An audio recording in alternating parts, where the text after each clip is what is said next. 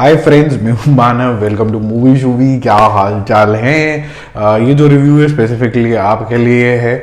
वधांधी नाम की एक सीरीज आई है और इसके बहुत सारे रीज़न थे देखने के लिए। सबसे पहला रीज़न तो है तो मुझे पता ही नहीं था कि आ रही है, टू बी वेरी ऑनेस्ट। ये मेरे रडार पे भी नहीं थी। पहला रीज़न ये हुआ कि आपने बोला कि आप देखो जाके, और मैंने बोला कि हाँ देख लेते हैं यार। फ्राइडे को इतना कुछ रिलीज़ हो रहा था और जब आप थिएटर्स के अंदर चले जाते हैं तो फिर आने जाने का टाइम और ये सब कुछ लगने की वजह से आप ज़्यादा चीज़ें देख नहीं पाते हैं। तो जो कुछ भी ओटीटी के ऊपर होता है फिर वो सैटरडे संडे में चला जाता है। तो ये वधांधी अच्छी है कि नहीं है, इसके बारे में डिस्कस करेंगे। वैसे भी कुछ भी साउथ का आता है, मिस्ट्री थ्रिलर आते हैं तो उसके अंदर ऑर्गेज़म होना शुरू हो जाता है लोगों का। तो क्या ये इतनी इफेक्टिव, इतनी अच्छी है कि नहीं है, उसके बारे में जेन्युइनली डिस्कस करेंगे, क्योंकि मेरी काफ़ी सारी ज़्यादा इंटरेस्टिंग फाइंडिंग्स है इसके अंदर। बट हैविंग सेड दैट, जिस तरीके से मैंने प्रोड्यूसर साहिबा और साहब का नाम देखा, पुष्कर एंड गायत्री का, तो मुझे थोड़ा सा ऐसा लगा कि यार ये विक्रम वेदा वाले लोग हैं, ये ठीक ठाक ही कर रहे होंगे। उसके बाद जो शुजुल करके एक वेब सीरीज आई थी, अगर इफ यू रिमेंबर, वो भी अमेजोन के ऊपर ही आई थी और वो भी तमिल थी और उसको हिंदी के अंदर भी रिलीज़ किया गया था बाकी लैंग्वेजेस के साथ। तो वो काफ़ी ज़्यादा इंटरेस्टिंग, इंटेंस थी, धीरे धीरे स्लो अनवीलिंग थी। और उसी फॉर्मूला को मुझे ऐसा लगता है कि वधांधी के अंदर यूज़ किया गया, बट सोसाइटी का रिफ्लेक्शन इसके अंदर कुछ ज़्यादा स्ट्रॉन्गर है। कुछ पॉजिटिव्स हैं और कुछ बहुत ज़्यादा नेगेटिव्स भी हैं। तो पूरा सुनना इसको कि किस डायरेक्शन से ये आ रहा है before you make up your mind. तो कन्याकुमारी में कहानी सेट है, जहाँ पर एक लड़की थोड़ी सी चंचल दिखाई जाती है, चंचल विलोनी। और मतलब नाम चंचल नहीं है, उसकी हरकतें चंचल हैं। वो अभी लेट टीनेजर टाइप है और जो भी कोई उसको थोड़ा सा इशारा देने की कोशिश करता है, मेल गेज होता है ना, उसके बारे में बात कर रहे हैं, तो वो उसको बहुत ही स्वीट तरीके से रिप्लाई करती है। तो जो उसका स्वीट तरीके का रिप्लाई, ओवर फ्रेंडली जो नेचर है, वो ऐसा रिफ्लेक्ट करने लग जाता है कि शायद शी इज इंटरेस्टेड सॉर्ट, जिस तरीके की मेन की सोच होती है। और उसको बहुत अच्छे तरीके से यहाँ पर राइटिंग में एक्सप्लॉइट किया गया, टू द एक्सटेंट कि उसका कैरेक्टर असैसिनेशन तक होने लग जाता है, कि क्योंकि ये तो थी ही ऐसी, तो उस तरीके से होने लग जाता है। और soon she is found murdered, raped. और कुछ कुछ शॉट्स हैं वायलेंस के जो आपको काफ़ी ज़्यादा दिल दिलाने वाले लगेंगे। स्पेसिफिकली एक फॉरेस्ट का सीन है, काफ़ी ग्लूमी तरीके का एटमॉस्फेयर यहाँ पर बनाया गया है। Soon this case is given to Vivek साहब, जो कि सूर्या ने निभाया है। ये वो वाले सूर्या नहीं है, एसजे सूर्या इनका नाम है। मैंने भी पहला इनका कंटेंट देखा है, इससे पहले देखा नहीं, बट अच्छी एक्टिंग इन्होंने इसमें करी है। अब इनकी क्या चुल है कि ये इतना डीपली इन्वॉल्व हो जाते हैं केस के अंदर। ऑब्वियसली बैक एंड फोर्थ आपको कहानी देखने को मिलती है। और जब कभी भी किसी कहानी के अंदर बहुत ज़्यादा मर्डरस सी चीज़ हो जाती है, क्राइम इन्वेस्टिगेशन आ जाता है और बहुत सी ऐसी चीज़ें आ जाती हैं जिसके अंदर आपको एक मैड कॉप दिखता है जो सिर्फ इस केस को सॉल्व करने वाला होता है, और कहीं ना कहीं पॉलिटिक्स आ जाती है, और चेरी ऑन द केक अगर कल्ट आ जाता है तो आपको काफ़ी ज़्यादा इंटरेस्ट आना शुरू हो जाता है। यहाँ पर ये सब कुछ है, थ्रिल भी है, क्लिफ हैंगर्स भी हैं एवरी एपिसोड के बाद, माइनस द कल्ट। तो जिसकी वजह से आप बैक टू बैक इसको देखना शुरू करते हो। तो जो चीज़ शायद मेरे ख्याल से जो फेमिनिस्ट लवर्स हैं उनको देखते हुए अच्छा नहीं लगेगा, बट दैट्स द ट्रूथ कि जो नज़रिया है वुमन को देखने का, जिससे जो चंचलपन है, चंचलपन is equated to that she is available, उसको काफ़ी डीपली यहाँ पर रूटेड तरीके से दिखाया गया, जिसकी वजह से ग्रे पॉइंट भी बनती हैं।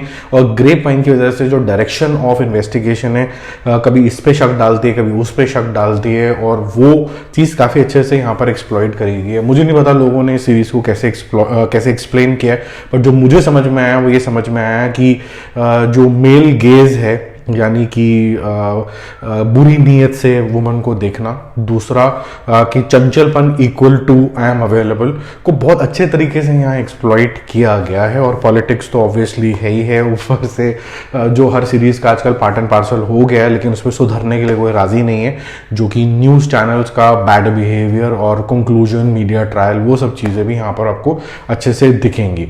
ठीक है, तो ये थोड़ा ज़्यादा ट्रूथ है कि जिस तरीके से इन्वेस्टिगेशन चलती है उसके अंदर मीडिया ट्रायल्स हो गए, चाहे लोगों का कीचड़ उछालना हो गया, ये सब कुछ सच है।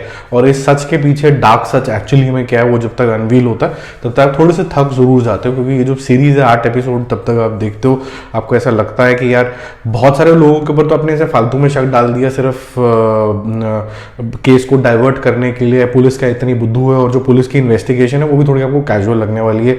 किसी को कभी भी बुला लिया जाएगा, कोई नोटिस नहीं है, discussion is like group discussion, that's a very poor form of investigation by the way, क्योंकि अगर आप एक से पूछ रहे हो तो फिर दूसरे से अलग से पूछो ताकि उस स्टोरी को मैच कर पाओ, ग्रुप डिस्कशन क्यों शुरू हो गई है। और दूसरा आई थिंक जो जस्टिफिकेशन दिया गया है कि विवेक का जो कैरेक्टर है वो इतना ओवर ऑब्सेस्ड क्यों है इसको सॉल्व करने के लिए, वो मेरे को नहीं लगता कि बहुत ज़्यादा जस्टिफाइड है। वो सिर्फ एक ऐसा पैशनेट कॉप आपको चाहिए था कि वो लग गया इसको सॉल्व करने के लिए, वो इस वजह से आपको थोड़ा सा लगता है। बाकी इसमें अपब्रिंगिंग का मुद्दा भी बहुत अच्छे तरीके से यहाँ पर उठाया गया है कि upbringing of kids and how they are like fragile flower, और उसको हमेशा प्रोटेक्शन की कहीं ना कहीं और गाइडेंस की ज़रूरत होती है, और अगर गाइडेंस की और वो प्रोटेक्शन की ज़रूरत ना अगर नहीं दोगे आप उसको, तो वो किस तरीके से बिखर जाएंगे और लोगों को भी लगेगा कि ये ऐसी टेरिटरी है जहाँ पर आप इंट्रूजन कर सकते हो। तो कुल मिला के ये सीरीज़ इंटरेस्टिंग इसलिए बन जाती है क्योंकि इसकी डायरेक्शन बहुत सॉलिड है, जिस तरीके से इसकी राइटिंग है, जान के ऐसा बनाया गया है इसको कि आप हर एपिसोड के बाद गेस वर्क के अंदर लग जाओ। क्या at the end of it आपको ये फीलिंग आती है कि आप फुली सेटिस्फाइड हो? थोड़ा सा आपको ऐसा लगता है कि यार ये मुद्दा था तो इतनी जगह पे क्यों लेके गए, इतने सारे कैरेक्टर्स क्यों इंट्रोड्यूस कर दिए, तो थोड़ा फॉर्मूला ड्रिवन आपको जरूर लगते हैं। But having said that it is still very very entertaining. एक मर्डर मिस्ट्री के हिसाब से आपको ठीक ठाक एंटरटेनमेंट आपको ज़रूर मिलता है, गुस्सा भी आता है और कुछ क्वेश्चंस भी रेज होते हैं, कुछ अपब्रिंगिंग के ऊपर रेज होते हैं, कुछ ऐसे मेन के ऊपर भी रेज होते हैं जो बुरी नज़र से देखते हैं। और स्पेसिफिकली एक सीन है इसके अंदर जिसके अंदर एक डेड बॉडी को लेके जाया जा रहा है एक एम्बुलेंस के अंदर, और एक इंसान जो भी बैठा है उसके सामने, और उसको वहाँ से हटा दिया जाता है। क्यों उठाया जाता है, कौन किसकी डेड बॉडी है, वो सीन स्पेसिफिकली जो है वो आपका दिल दिलाने वाला है, उसका बड़ा डीपर मीनिंग है। ठीक है, तो वो काफ़ी ज़्यादा मुझे लगा, और वुमेन के पर्सपेक्टिव से तो देर नॉट सेफ वाली जो फीलिंग है वो आपको काफ़ी ज़्यादा उत्पन्न होती है, चाहे आप मेल हैं चाहे वो फीमेल है। मेरा मूवी शूवी स्कोर इसके लिए रहेगा 7 आउट ऑफ 10। थोड़े से नंबर ज़रूर इसके कटेंगे क्योंकि ये थोड़ा फार्मूला ड्रिवन ज़्यादा है। इसकी राइटिंग में थोड़े से हल्की सी चीटिंग करी गई है कि आपको जान के बहकाया गया है। एक होता है ऑर्गेनिक वे ऑफ मिसलीडिंग, यहाँ पर आपको ग्रे पॉइंट थोड़ी सीडिंग करी है ताकि आप बहको, जान के बहको, तो वो एड ऑन नहीं करते हैं। कई बार ऐसा लगता है कि इसका हल्का फुल्का रोल था और इसका भी हल्का फुल्का रोल था, और एंड में आके you see the larger picture. ये सिर्फ मिसलीडिंग करने के लिए हो गया कि भाई 8 एपिसोड पूरे करने हैं, एक मूवी थी जिसको ओवर स्ट्रेच कर दिया टाइप, ऐसी वाली फीलिंग आपको थोड़ी सी आएगी, but it is still very good.